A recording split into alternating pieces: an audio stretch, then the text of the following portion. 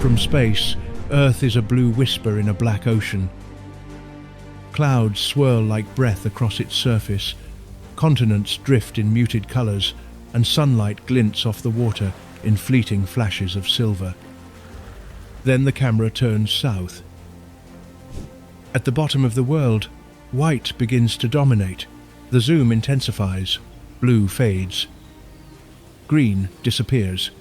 Brown is swallowed entirely. Antarctica emerges not as a continent, but as an expanse of blinding brilliance, a frozen crown encircling the planet's southern pole. Nearly twice the size of Australia, wrapped in ice that in some places sinks more than 4 kilometers deep, it does not simply rest upon the Earth, it presses upon it. This is not a landscape, it is a force. Winds descend from the elevated polar plateau like invisible avalanches. Katabatic winds, born from dense, freezing air collapsing under its own weight, rush downhill at speeds exceeding 200 kilometers per hour. Snow does not fall gently here. It scrapes, it lashes, it moves sideways, lifted in horizontal rivers that erase both horizon and sky alike. The surface fractures under stress. Crevasses open wide, jagged blue wounds slicing through the ice sheet. Some plunge hundreds of meters into darkness, their walls glowing with compressed centuries. Each layer of ice is a page in a frozen archive, trapping air from ancient atmospheres. Tiny bubbles hold whispers of a world before industry, before cities, before memory. Along the coast, the continent meets the sea in towering ice cliffs. Entire cathedrals of frozen water break away without warning. The collapse echoes like artillery through the void. Icebergs the size of cities roll and drift into the Southern Ocean, silent nomads carved by gravity and time.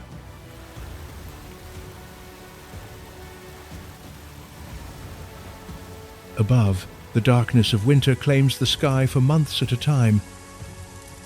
When the sun finally withdraws, the heavens ignite.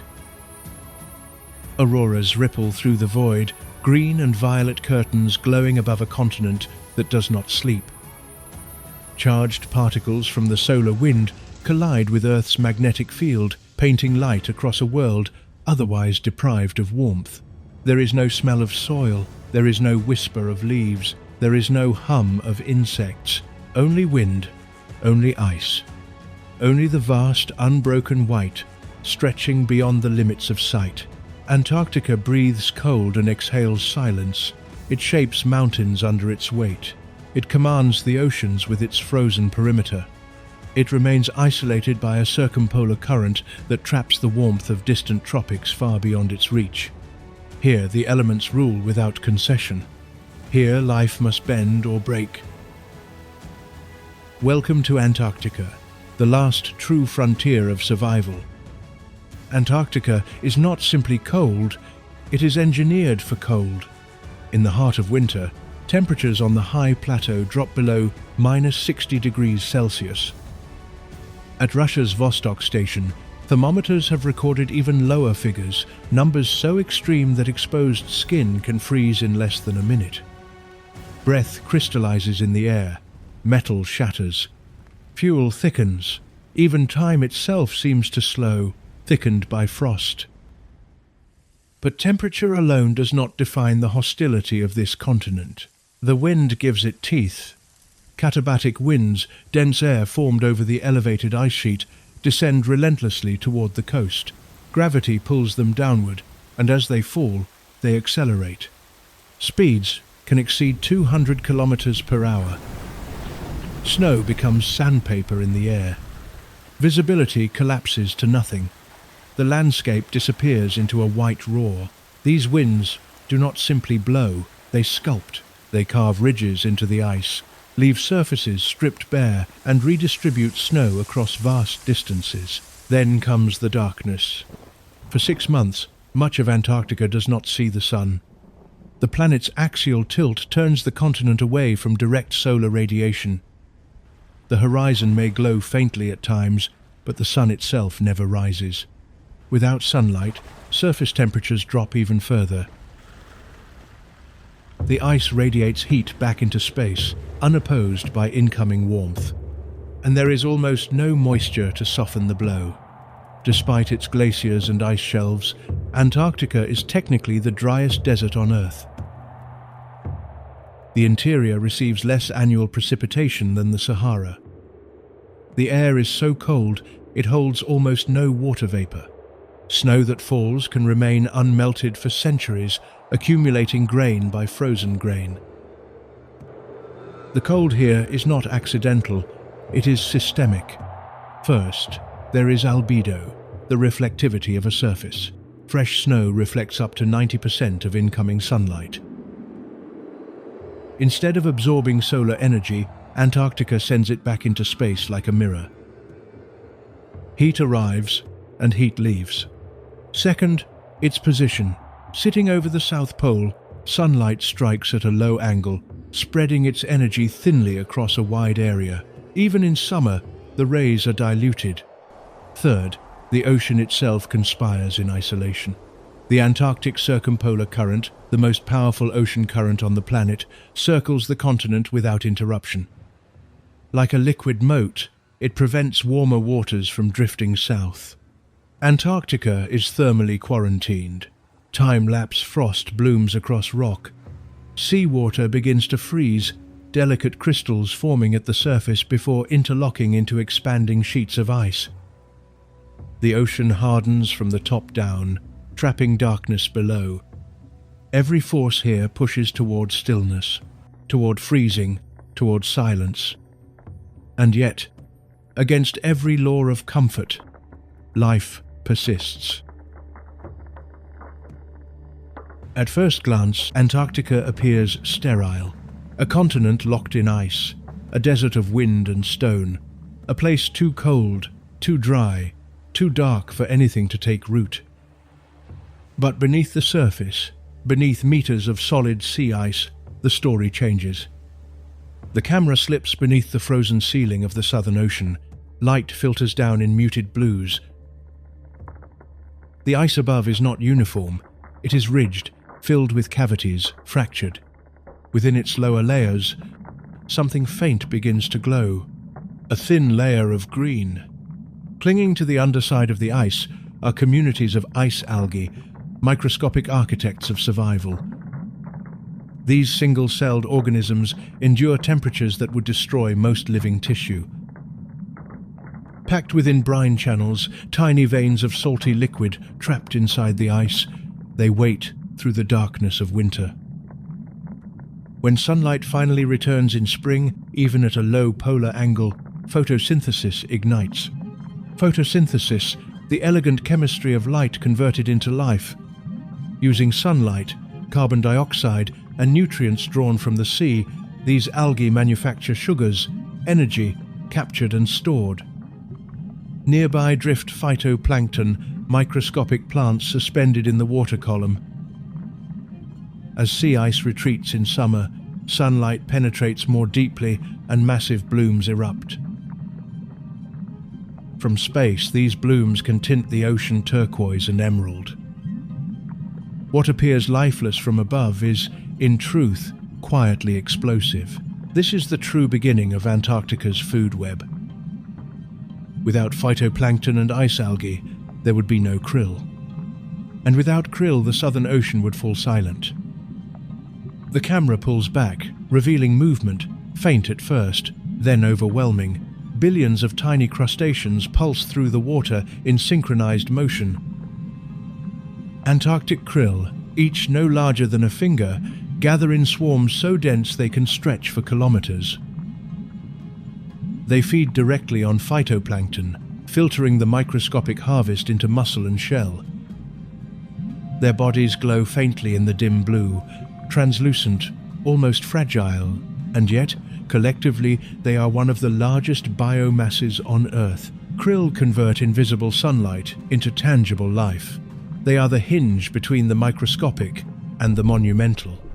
Every dive of a penguin, every lunge of a whale, every sleek seal slicing through the water traces back to this floating constellation of tiny crustaceans.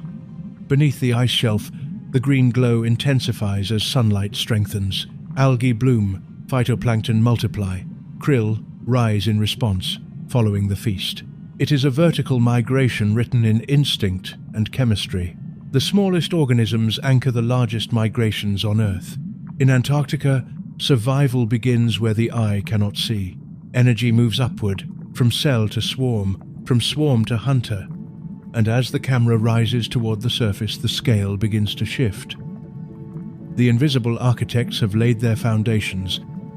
Now the giants will arrive, on the frozen skin of the Southern Ocean, where winter erases the sun and the air itself seems sharp as a blade. Dark shapes gather against the white. They are not scattered, they are gathered. The emperor penguin is the only bird on Earth that breeds during the Antarctic winter. When temperatures fall below -40 degrees Celsius and winds tear across the sea ice, they do not retreat north. They march inland. For weeks, they travel from open water to traditional breeding grounds deep on stable ice. With bellies sliding and feet shuffling, they advance with deliberate patience across a landscape that offers no shelter. Pair bonds form quickly. There is no time for elaborate courtship. The season is brief. The stakes are absolute. The female lays a single egg, and here survival balances on centimeters. The transfer must be perfect. With wind capable of freezing exposed flesh in seconds, the egg is gently rolled from the mother's feet to the father's. A fragile sphere, weighing little more than a grapefruit, passes between them in a choreography refined by evolution. One slip, a single contact with the ice, and the embryo inside will perish. The male places the egg on his feet and lowers a fold of warm abdominal skin, the brood pouch, over its shell. Beneath this living blanket, the temperature remains near 35 degrees Celsius. Outside, the air can kill. Then the females depart, returning to the distant sea to feed. The males remain. They will not eat again for more than 100 days. Storms sweep across the colony. Frost accumulates along black feathers, tracing delicate white patterns across their backs. Wind speeds rise. The penguins respond, not with panic, but with geometry.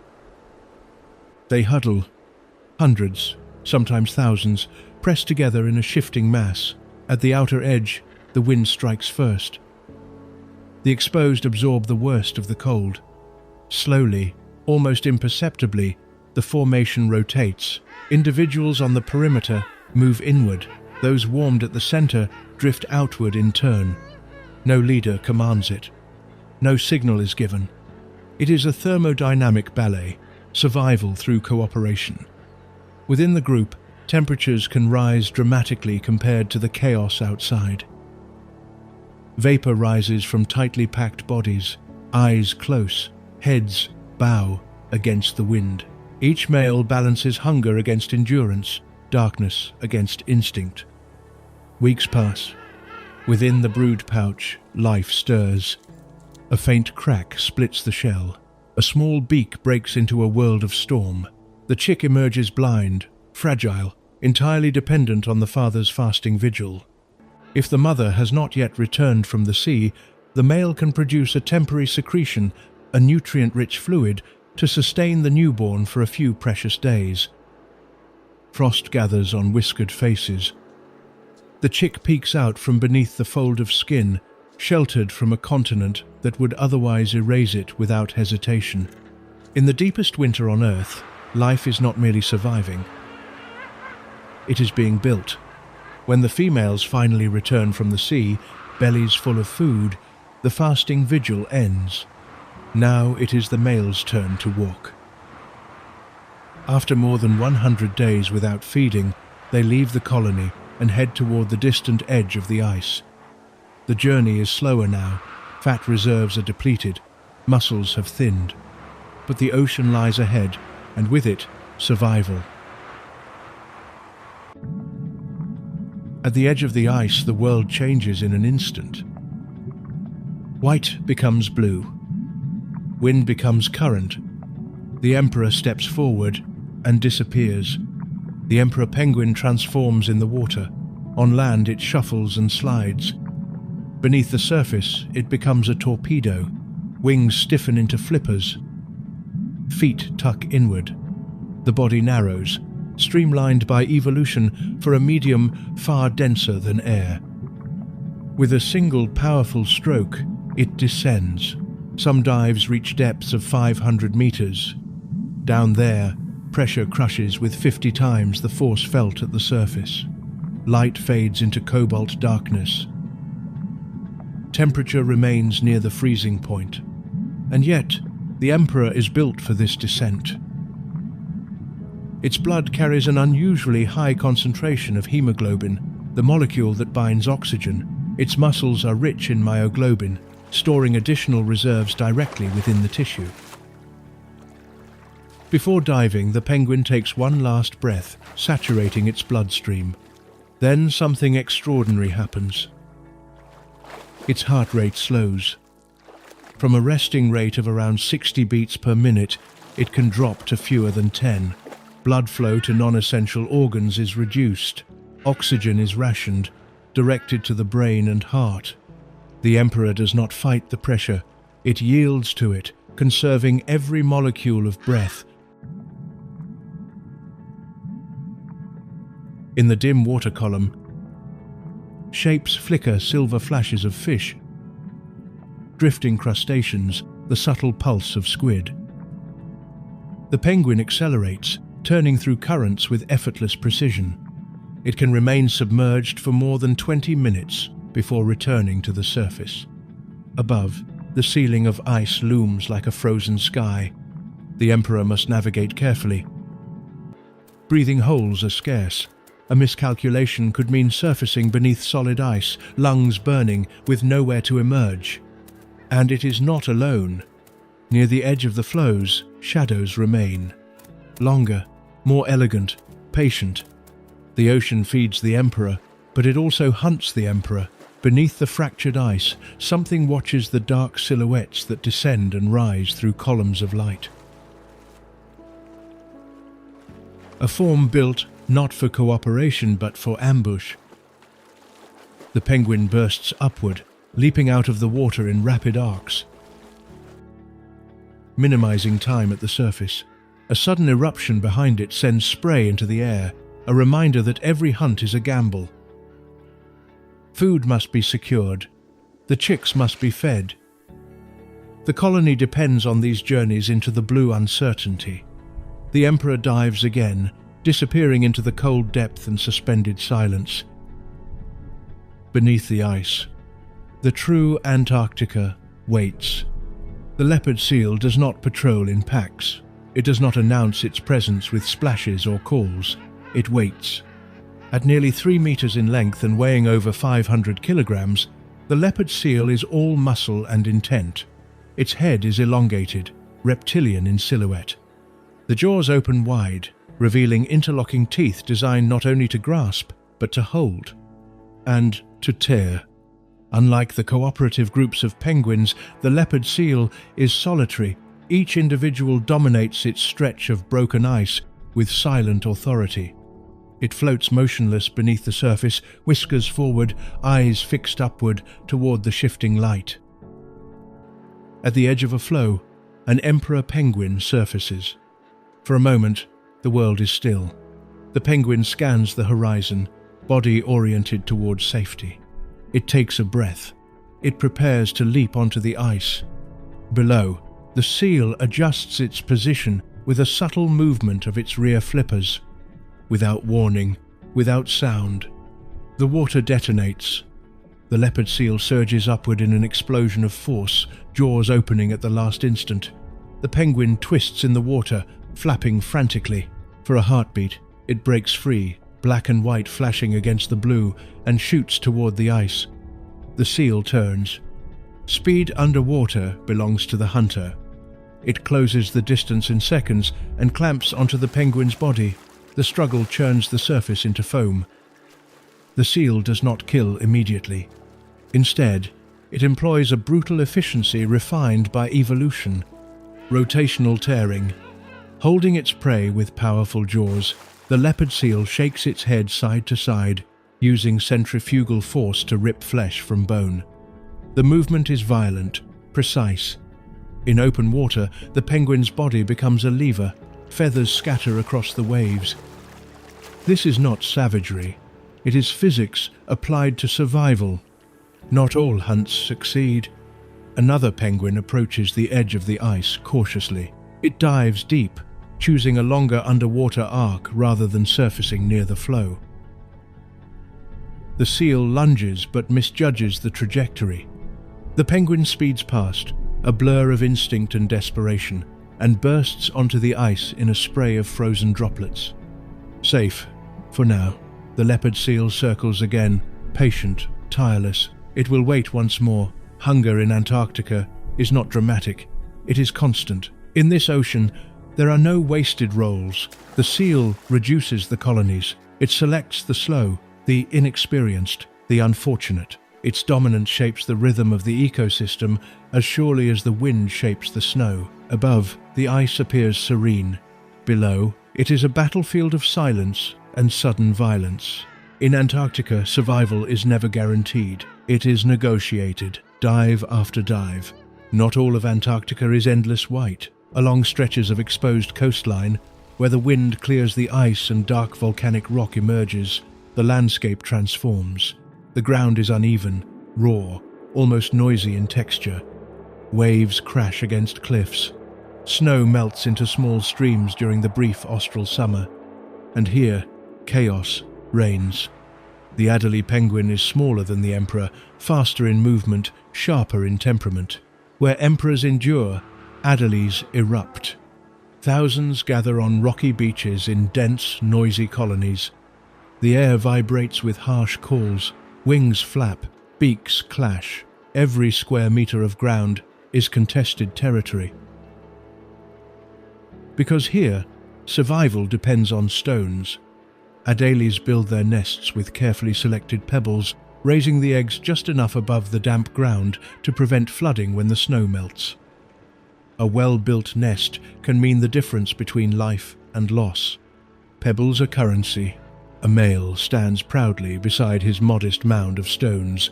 He turns to chase off an intruding rival, and in that instant, another penguin darts in. A quick glance, a swift grab. A perfect pebble disappears into a neighboring nest. The theft is noticed. A furious chase erupts across the colony. Wings spread, heads low, the two birds run awkwardly over the uneven rock. Beaks clash, feathers fly. The stolen stone drops, and a third opportunist snatches it amid the confusion. This is not malice. It is efficiency. The colony pulses with this constant tension, pair bonds tested, neighbors watched, boundaries challenged daily. Aggression flares quickly, but so does reconciliation. Courtship displays unfold between skirmishes, heads back, synchronized calls exchanged between pairs. Then, without ceremony, the hunt resumes. Unlike emperors that travel far over stable sea ice, Adelies breed closer to open water. Their foraging cycles are faster. A parent can dive repeatedly through the surf, returning within hours with a belly full of krill or fish. They launch from rocky ledges in synchronized waves, torpedoing into the foam.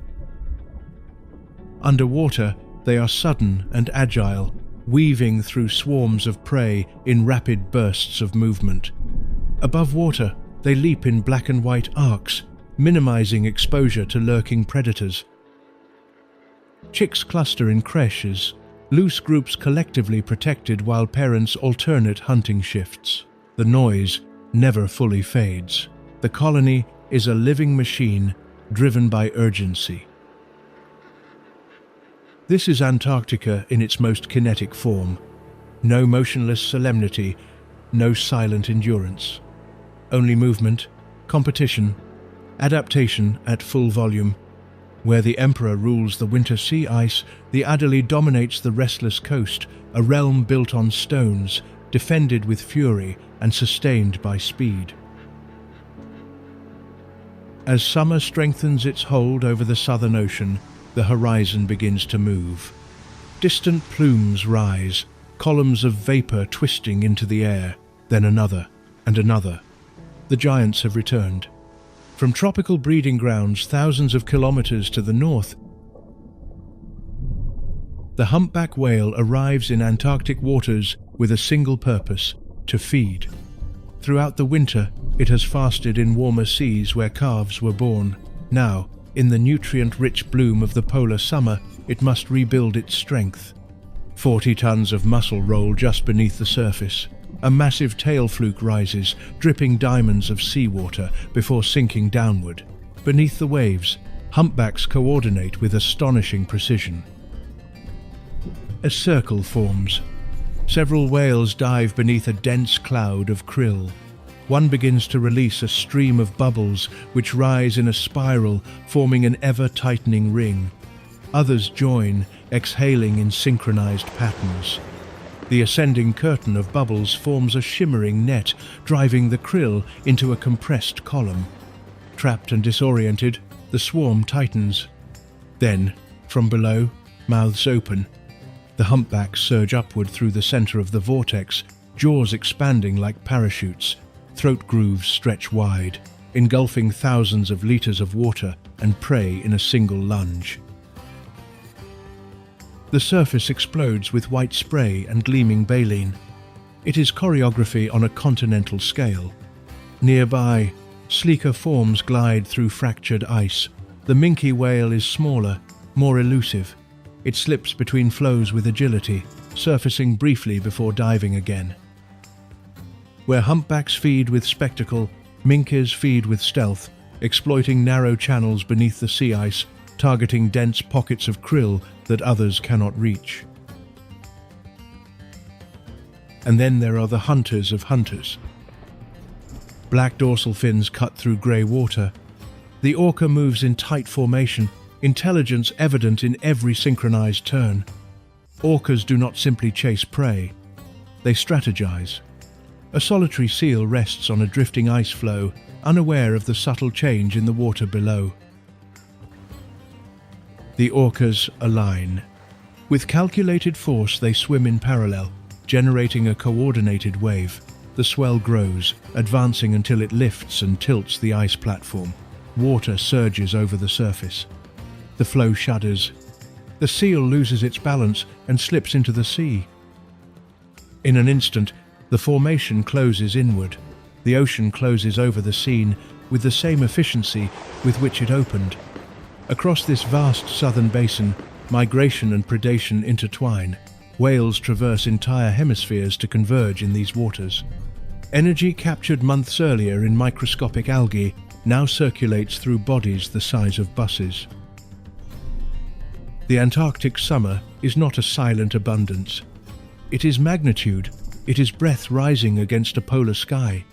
It is the largest animal on Earth reclaiming a sea built for giants. On a drifting slab of ice, a seal lies motionless, its pale body blending almost perfectly with the frozen world around it. Scars run along its flanks, long parallel marks etched by failed predators. Its eyes remain half-closed, but it is not asleep. This is the craybeater seal, and despite its name, it has likely never eaten a crab in its life. The misnomer dates back to early explorers who misunderstood its diet. In reality, the craybeater seal feeds almost exclusively on krill, the same tiny crustaceans that sustain penguins and whales. Its entire anatomy is tuned to this single resource. The secret lies in its teeth. A close look reveals something extraordinary. The craybeater seal's molars are not simple points designed to tear flesh. Instead, they interlock in an intricate pattern of multiple cusps.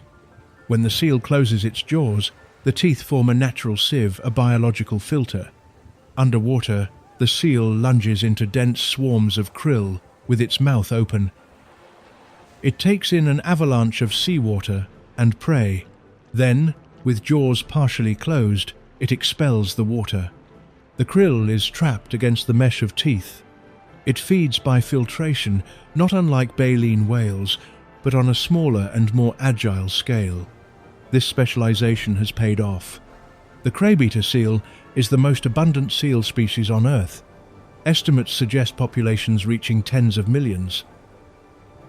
Across the shifting sea ice of Antarctica, they are everywhere spread across floes, slipping into the water, raising pups in spring. Abundance, however, does not mean ease. Leopard seals patrol beneath them. Orcas probe the edges of the ice fields. Many craybeater seals bear scars from near escapes, testimony to a life lived between abundance and danger. Yet their dependence on krill connects them directly to the pulse of the Antarctic ecosystem.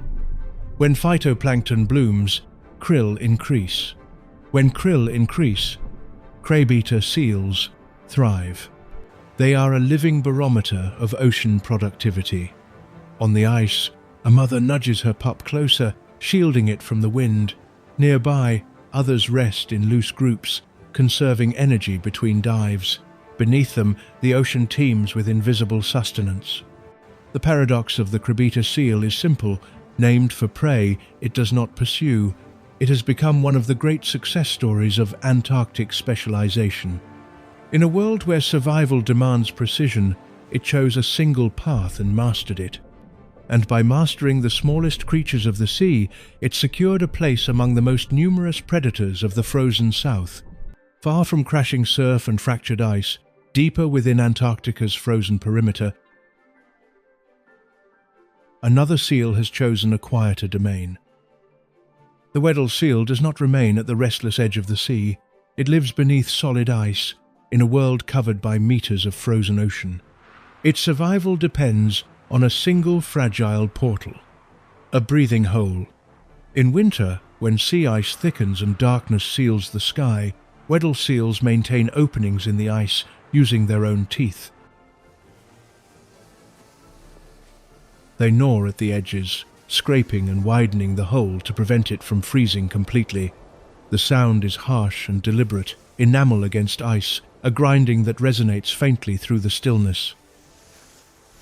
These teeth pay a price. Many adults show worn, blunted incisors, sometimes broken after years of carving air into the ice. Without these holes, they would suffocate beneath their frozen roof. Then they dive.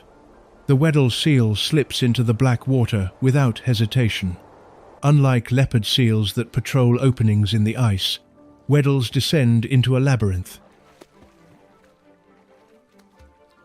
Above them, thick ice stretches unbroken. There are no quick exits. Navigation must be precise. They can dive beyond 600 meters and remain underwater for more than an hour. As pressure increases and light dissolves into indigo, their bodies perform silent miracles. The oxygen stored in the blood and muscles is carefully rationed. The heart rate slows. Peripheral circulation is reduced. They become creatures of suspended time. Beneath the ice, the world resembles a cathedral. Blue light filters downward in fractured beams. Ice crystals hang like frozen chandeliers. The only sound is the faint creaking of distant shifting ice. And something else. Song. Weddell seals are among the most vocal of all seals. Beneath the ice, they produce an eerie symphony of trills, whistles, and metallic pulses. Some calls resemble lasers bouncing through the water. Others resonate like distant bells. These sounds travel extraordinary distances through the dense medium, delineating territory and locating mates in the darkness. Hydrophones reveal a hidden chorus, rising and falling in pitch like an alien transmission from beneath the continent. Above, a mother rests beside her pup near the breathing hole. Vapor curls from her nostrils into the frigid air. The pup's fur is soft and pale, designed to insulate it from the cold winds that sweep across the ice surface. Below, life continues unseen. Fish move slowly along the under-ice landscape. The seal turns with grace, with eyes adapted to dim light, whiskers detecting minimal vibrations. It hunts without urgency, guided by patience and memory. In this sealed world, survival depends on preparation, precision, and trust in a single opening to the sky. The Weddell seal does not flee the harshest months of Antarctica. It embraces them. Where others seek the edge, it chooses the interior. Where others follow open water, it breathes through the ice and sings beneath it. The change begins subtly. A longer glow along the horizon, a sun that descends but does not disappear, shadows that stretch sideways instead of fading completely. Then, suddenly, the night is gone. For weeks, even months, the Antarctic sun circles the sky without setting. 24 hours of daylight flood the ice sheet and the surrounding ocean. The angle is low, but the persistence is relentless. Energy accumulates. The frozen world begins to loosen its grip. Sea ice fractures. Pools of meltwater gleam on the surface. Along the continental shelf, sunlight penetrates more deeply into the Southern Ocean than at any other time of year. And the ocean responds. Phytoplankton blooms in explosive abundance, fueled by continuous light and nutrient-rich waters stirred upward by winter storms. The sea changes color, turquoise swirls, emerald streaks, visible even from orbit. It is one of the greatest biological events on Earth, vast enough to tint entire coastlines. Where phytoplankton thrives, krill follows. Billions upon billions rise toward the surface in synchronized vertical migrations, feeding constantly in the endless daylight. The swarms thicken into living clouds, so dense they darken the water. The pulse of the ecosystem accelerates, and with it predators arrive in force. Penguin colonies swell with sound. Chicks that hatched in winter now gather in noisy creches, their down-covered bodies demanding constant food. Parents travel back and forth between the colony and the sea, diving in rapid succession, returning with bulging throats. Seals haul out onto the ice in greater numbers along the frozen edge. Leopard seals patrol actively. Craybeater seals spread out across drifting flows in scattered groupings. Weddell pups grow stronger, shedding their pale coats under a sky that never darkens. In open water, humpback whales lunge repeatedly through dense krill swarms. Minke whales thread through narrow openings in the ice. Orcas cut open channels, their dorsal fins tracing black lines against the bright water. Above, seabirds fill the air. Skuas wheel over the colonies, waiting for an opportunity. Petrels skim low over the waves. The entire coastline vibrates with movement. It is a season of urgency. Every organism must seize the abundance before the darkness returns. Fat reserves must be built. The young must grow quickly. Migration routes must be prepared. Even the landscape itself seems louder. Icebergs crack and turn. Meltwater cascades from blue cliffs. The sea churns with feeding frenzies visible from the air, white bursts marking each whale lunge. This is Antarctica unleashed. Not silent, not sterile, but overflowing with life, compressed into a narrow window of opportunity. For a few radiant months, the coldest continent becomes one of the most productive marine ecosystems on Earth. The energy captured by microscopic algae now thunders upward through whales, seals, birds, and penguins. The sun never sets, the ocean never rests, and survival for a brief and brilliant season becomes abundance. The light fades first. What was once a sun circling endlessly begins to sink lower with each passing day. Shadows lengthen across the ice. The sea cools, the frenzy slows. Then, almost imperceptibly, the sun fades.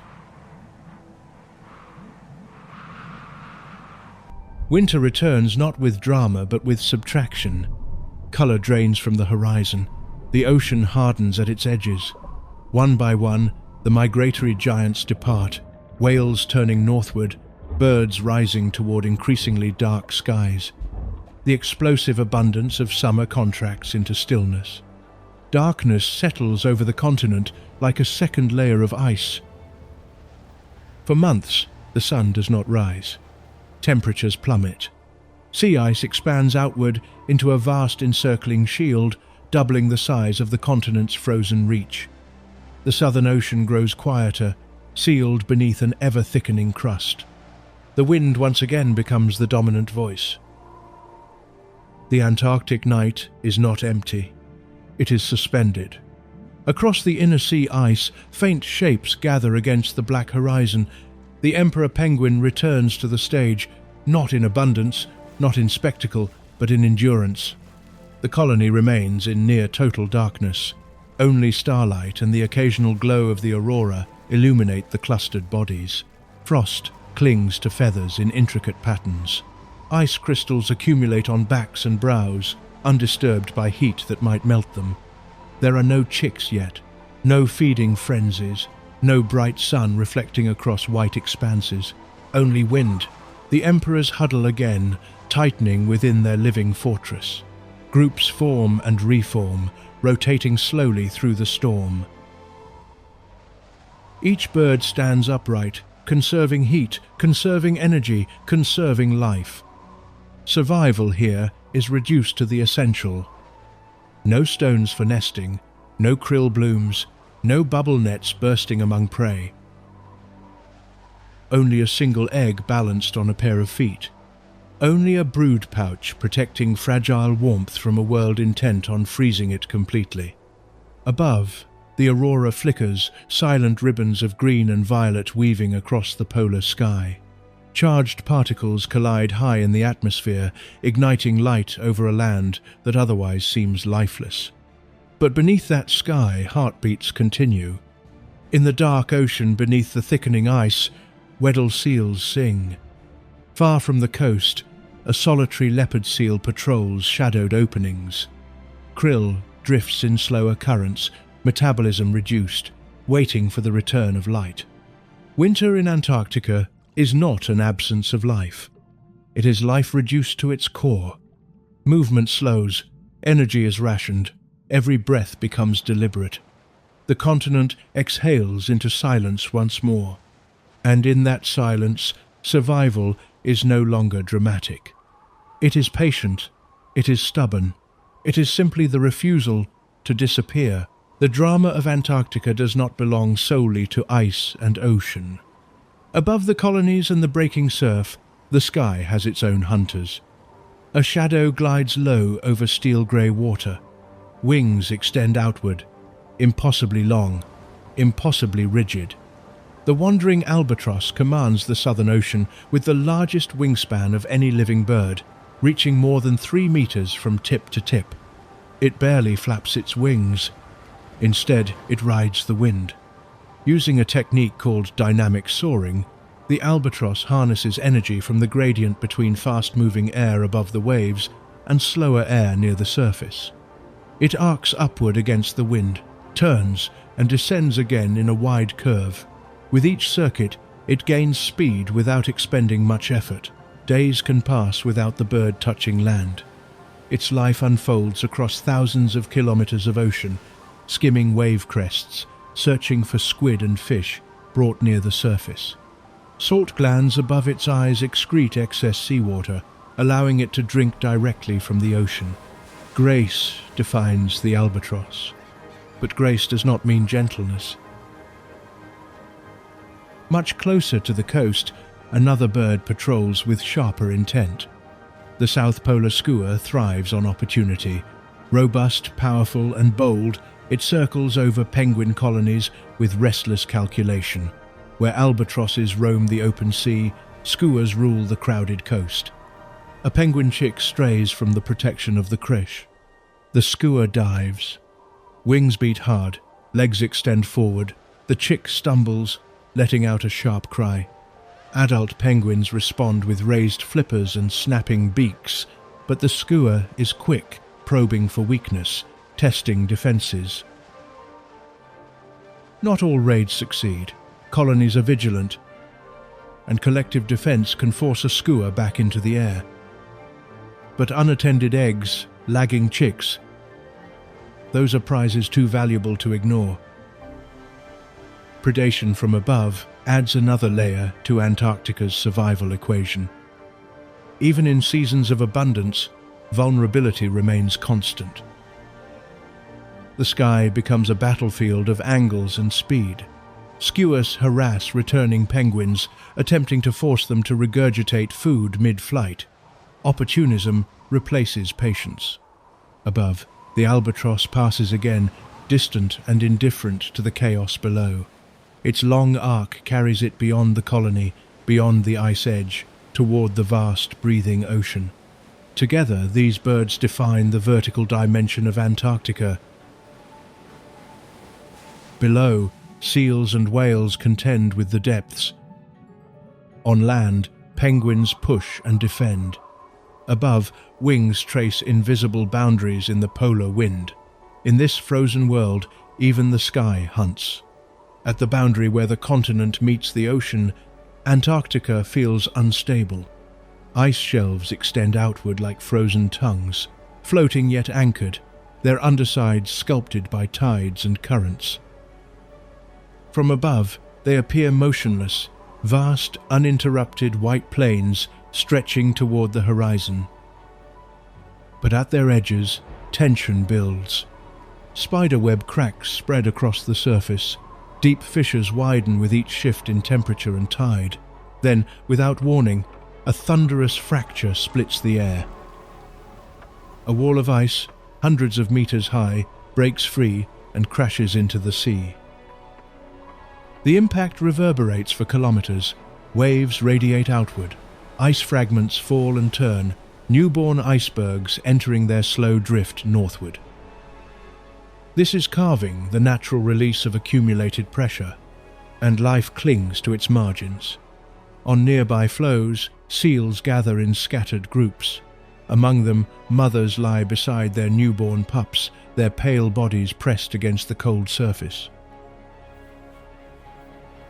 Birth here is carefully timed, aligned with the seasonal abundance of food in the surrounding waters.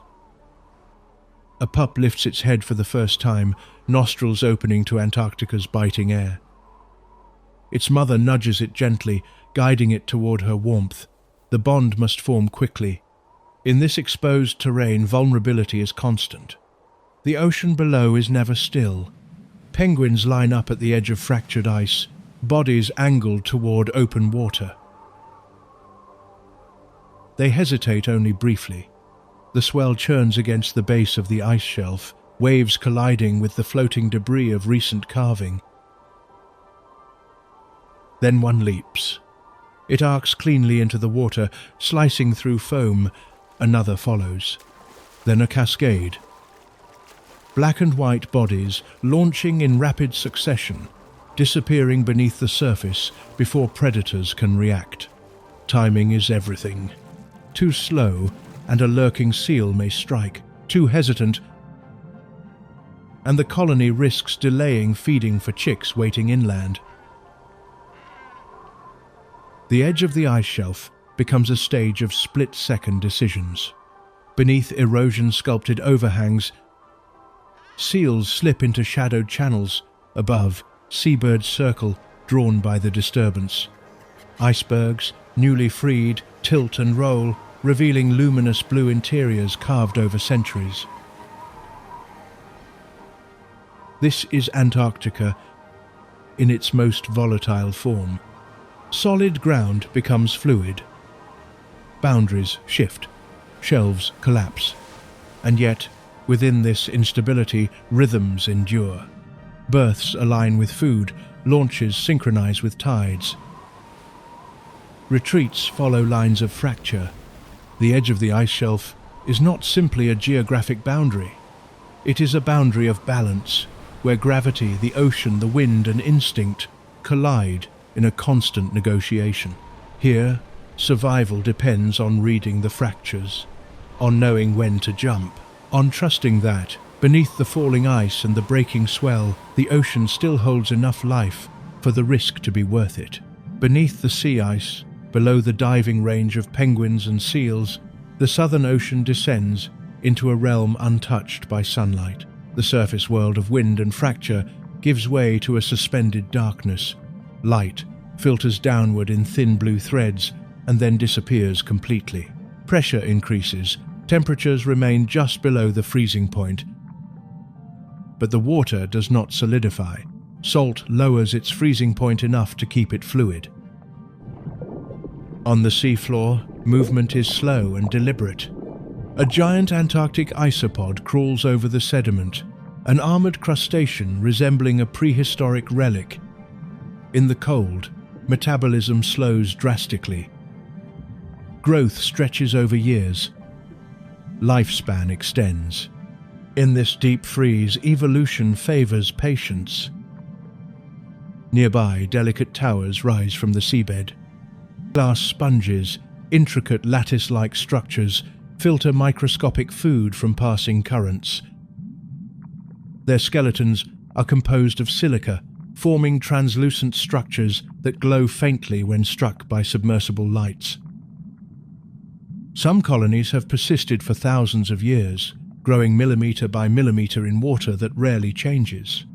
The Antarctic depths do not hurry, they endure. And in the midwater column, a faint pulse flickers.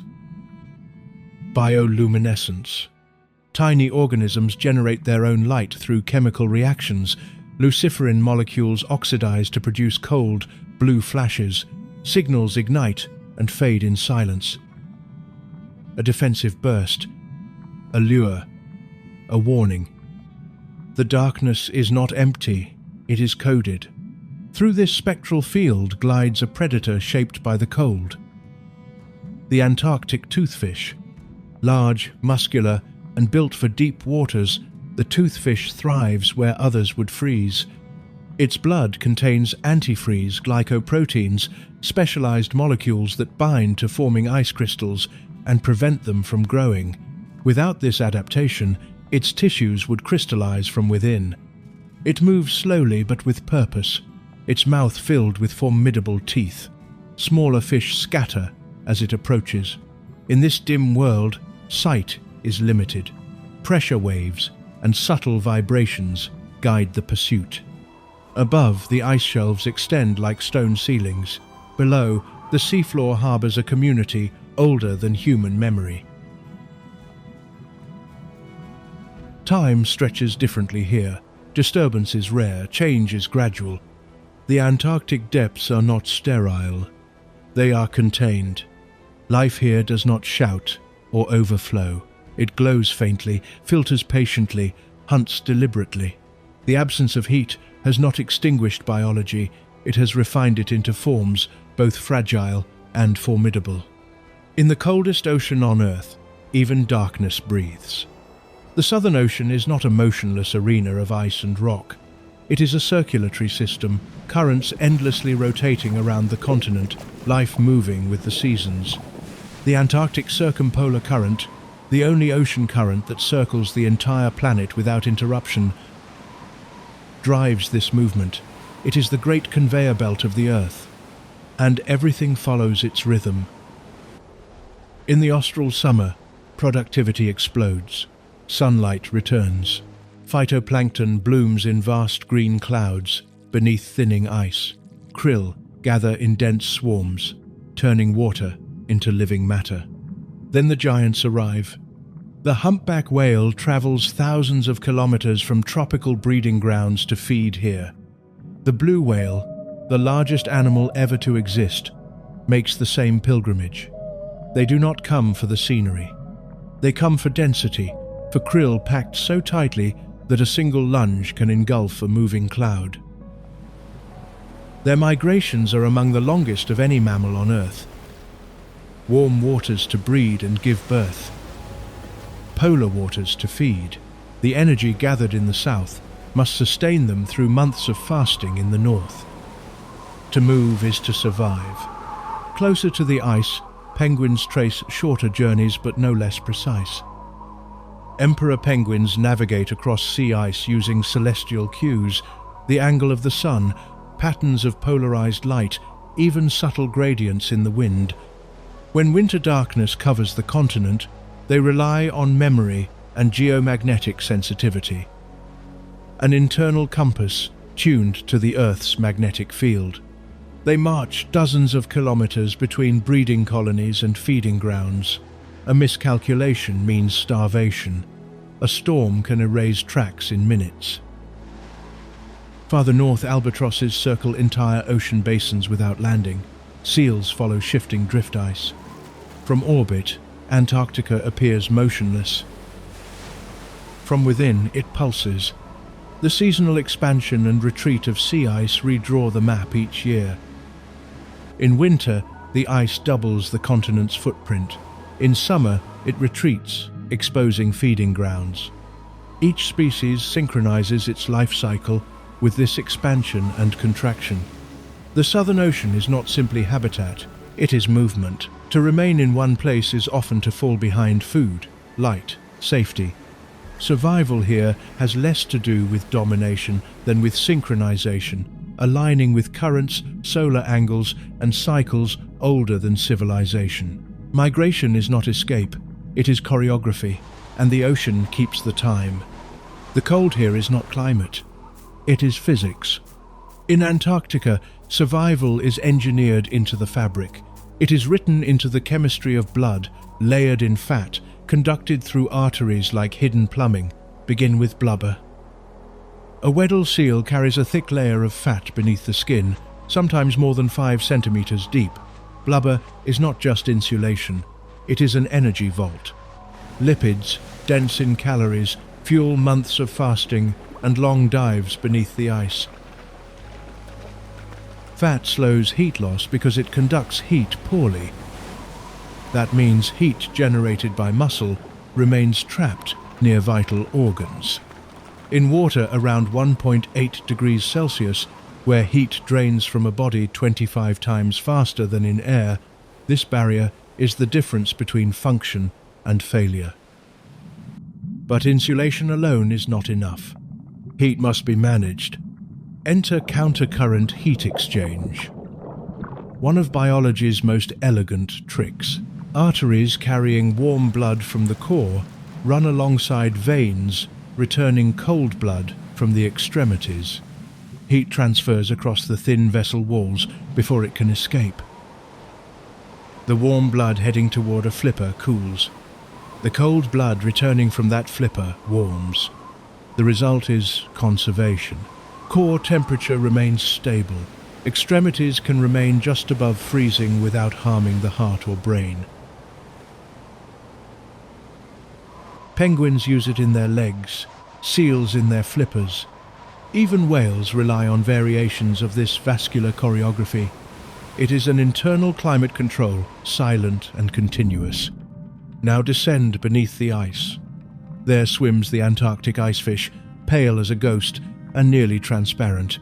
Unlike most vertebrates, it lacks hemoglobin, the iron-rich protein that makes blood red. In these oxygen-rich polar waters, dissolved oxygen is abundant enough for its plasma to carry what it needs. Less viscosity, easier flow in the cold. And then, the molecular miracle. Antifreeze glycoproteins. Most organisms freeze when ice crystals form in their tissues. These proteins bind to microscopic ice nuclei, preventing them from growing. They do not drastically lower the freezing point, they disrupt crystal formation itself. It is not about making the water warmer, it is about preventing the structure from organizing. A biochemical sabotage of ice. Without these proteins, Antarctic fish would crystallize from within, cells would rupture, membranes would shatter. Instead, they swim. Antarctica does not reward excess. It rewards efficiency. Every gram of fat, every redirected artery, every molecular bond is a negotiation with entropy. Heat wants to escape, water wants to freeze, energy wants to dissipate. Life resists, not with fury, but with precision, and in this frozen arena, precision is power. overlay the chain, not as a straight line but as geometry. At the base, invisible and innumerable phytoplankton drifts. Microscopic plants, suspended in sunlit surface waters, convert light into chemical energy through photosynthesis. Carbon becomes sugar. Sugar becomes structure. Structure becomes life. They bloom in summer when sea ice retreats and sunlight floods the ocean surface. Antarctic krill gather in swarms so vast they can be seen from space. Billions of small crustaceans pulsing together, grazing on plankton like a living net. They are modest in size, a few centimeters long, but colossal in impact. Krill is the hinge of the Southern Ocean. Fish feed on krill. Penguins feed on krill. Seals feed on krill eaters. Whales engulf entire swarms. Above them hunts the leopard seal, sleek and efficient, preying on penguins and fish along the ice edge. Farther out, the blue whale lunges through dense banks, filtering tons of water in a single mouthful. Energy flows upward, but it narrows.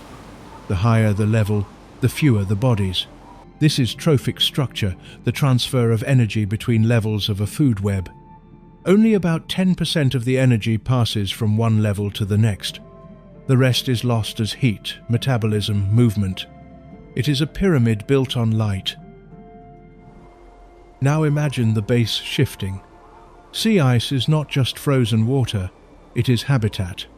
Algae grow on its underside, feeding young krill. If ice forms later or melts earlier, that nursery shrinks. Less algae means less krill. Less krill ripples upward. The geometry destabilizes. Remove enough plankton and krill populations falter. Reduce krill and penguin colonies decline. Starve krill-dependent whales and migratory patterns shift. This is not a chain that breaks cleanly. It frays. Food webs are webs, not ladders. Species often feed across levels, weaving redundancy into the system. Some seals eat fish and squid. Some whales switch prey. That flexibility provides resilience, a buffer against fluctuation. But resilience has limits. The Southern Ocean appears vast, inexhaustible, yet its productivity depends on seasonal light, on cold waters that upwell nutrients, and on the timing of ice. Small changes in temperature or acidity can tilt reproductive cycles. Ocean warming alters krill distribution. Acidification affects shell-forming plankton. Geometry becomes distortion.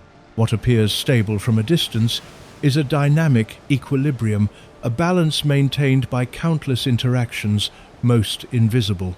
Each predator carries the history of plankton in its cells. Every breath of a whale begins with the microscopic capture of sunlight months earlier. In Antarctica, survival is not solitary. It is structural, and like any structure, its strength lies not in a single pillar, but in the integrity of the whole. Antarctica sits at the bottom of the world like a sealed vault. There are no cities glowing on its horizon. There are no highways cutting through its interior. There are no ancient villages beneath its cliffs. For most of human history, it existed as rumor, a theoretical southern land imagined to balance the continents above. It is the last continent humans reached, and in one crucial sense, the only one that never belonged to us. There is no indigenous human population here, there is no agriculture, there is no herding, there are no permanent settlements rooted in centuries of habitation. The presence that exists is seasonal, scientific, transient. Isolation has been Antarctica's greatest defense. Unlike the Arctic, there are no polar bears stalking the ice, there are no wolves, there are no foxes, there is no terrestrial megafauna roaming the interior. The continent hosts no native land predators large enough to dominate its ecosystems. On land, survival belongs to birds, to seals that haul out to rest, and to microorganisms clinging to rock. The drama unfolds at the edges, at sea. Because Antarctica remains one of the last intact systems of marine megafauna on Earth. The emperor penguin breeds without fear of terrestrial hunters.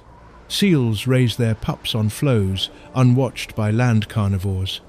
Whales migrate to feeding grounds that, though exploited in the past, still pulse with astonishing biomass. Elsewhere on the planet, large animals disappeared in waves: mammoths, giant sloths, saber-toothed cats.